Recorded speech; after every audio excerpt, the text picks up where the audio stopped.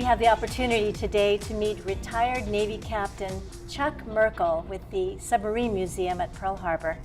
Hi, good afternoon, Layla. Thanks for this opportunity. Good afternoon to you. You know, I don't know very much about submarines, so maybe you can enlighten us. Okay, sure. Well, the USS Bowfin was a World War II submarine, launched on December 7th, 1942, commissioned on 1 May 1943. So she was nicknamed the Pearl Harbor Avenger. She made 9 war patrols in the Pacific, and then after the war, she was decommissioned and in late 70s targeted to be dismantled. But through the efforts of the Navy League out here and naval officers at the time, she was saved and then donated to our association in 1979. And she's been on display at Pearl Harbor since 1981. Just last month we had our 9 millionth visitor, and in 2017 we had a record year with over 400,000 visitors from all over the world. We don't hear very much about submarines, and so a submarine museum would certainly help us understand more. Right. But you're a former submarine Yes, I am. person, I guess. Yes, yes.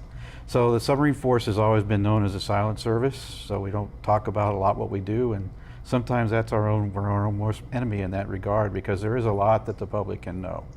The submarine force made a major contribution to World War II. We were the only naval forces that were ready to take the fight to the enemy out here after December 7th, 1941.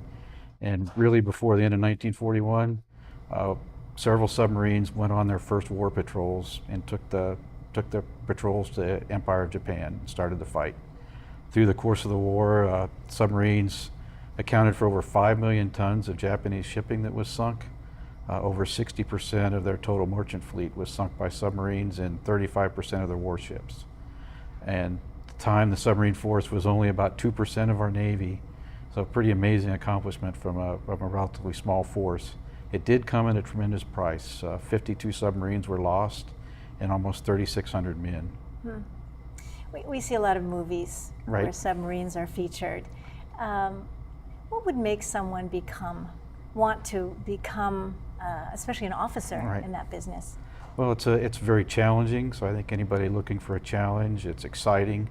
I think that's what drew me at first, a little bit of intrigue, and then just how challenging it was. It's a lot of hard work, I won't deny that, but it's very rewarding. So if there's a message that this museum might offer, what would that be? A lot to learn about the submarine's contribution to World War II. Then through the Cold War, the submarines contributed significantly to that. And then even today, the United States has always been a maritime nation, and as such we need a strong Navy, and a vital part of our Navy is our submarine force.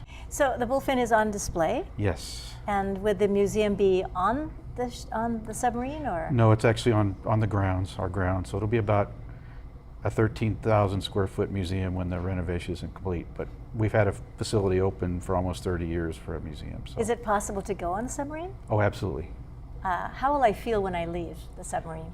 I think you'll have an appreciation for what the sacrifices those men did to go serve. I mean, it's cramped, but you know, everything on the submarine has a purpose.